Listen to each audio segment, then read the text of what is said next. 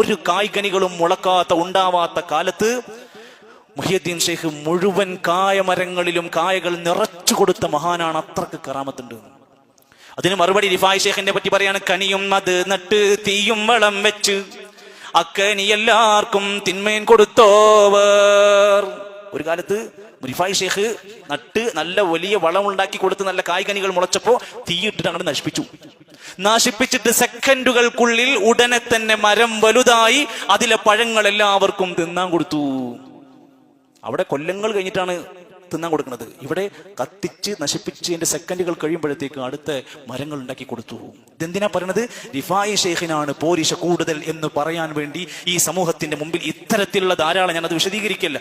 നമ്മുടെ നാട്ടിൽ നമ്മൾ കേട്ടതും നമ്മൾ പഠിച്ചതും നമ്മൾ അറിഞ്ഞതും എത്ര വലിയ അബദ്ധങ്ങളായിരുന്നു എന്ന് പഠിക്കാനെങ്കിലും ഈ സംഭവങ്ങൾ നമുക്കൊരു തെളിവാകട്ടെ എന്ന് വിചാരിച്ച ഞാൻ പറഞ്ഞത്. എന്ന് മാത്രവുമല്ല, അള്ളാഹുവിന് മാത്രം അധികാരപ്പെട്ട സംഭവങ്ങൾ മുഹിയുദ്ദീൻ ഷെയ്ഖിന് കഴിയുന്ന പഠിപ്പിച്ചു കൊടുത്തത്. എന്തേ അള്ളാഹ്ക്ക് കഴിയുന്നത്? ഇന്നല്ലാഹ അലീമും ബിദാത്തിസ് സുദൂർ. അള്ളാഹു മനുഷ്യരുടെ കൽബിനകത്തുള്ള രഹസ്യങ്ങളെല്ലാം അറിയുന്നവനാണ്. സംശയമല്ല, അള്ളാഹ് പറഞ്ഞതാണ്.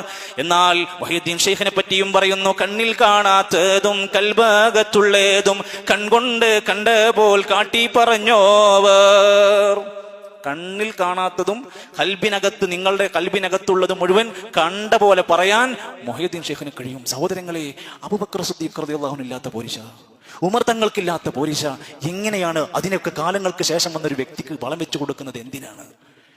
വേറൊരു സ്ഥലത്ത് കാണാൻ സാധിക്കും അള്ളാഹുവിന്റെ സവിശേഷത, ഇന്നമാ അംറുഹു ഇദാ അറാദ ശൈഅൻ അൻ യഖൂല ലഹു കുൻ ഫയകൂൻ.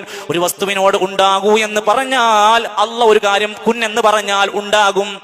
മുഹിയുദ്ദീൻ മാലക്കാരൻ പറയുന്നു, കുന്നെന്ന് ചൊല്ലിയാൽ ആകും അതെന്നോവർ. മുഹിയുദ്ദീൻ ഷെയ്ഖ് ഒരു വസ്തുവിനോട് കുന്നെന്ന് പറഞ്ഞാൽ മതി, അതുണ്ടാകും. അള്ളാഹുവിന്റെ കഴിവുകൾ ഇങ്ങനെ ഇട്ട് കൊടുക്കാം. ഏത് നിലത്തുനിന്നും വിളിച്ചാൽ അള്ളാഹു എന്താ പറഞ്ഞിരിക്കുന്നത്? എന്നോട് പ്രാർത്ഥിച്ചാൽ ഞാൻ ഉത്തരം നൽകും. മുഹിയുദ്ദീൻ മാലയിൽ പറയാണ്, ഏത് നിലത്തുനിന്ന് എന്നെ വിളിച്ചാലും വായ്പൂടാ ഉത്തരം നൽകും ഞാൻ എന്നവർ. മുഹിയുദ്ദീൻ ഷെയ്ഖ് ഉത്തരവാദിയല്ല. ഷെയ്ഖ് മരിക്കോളം എഴുതിയ ഒരു പുസ്തകത്തിലും ഇല്ല.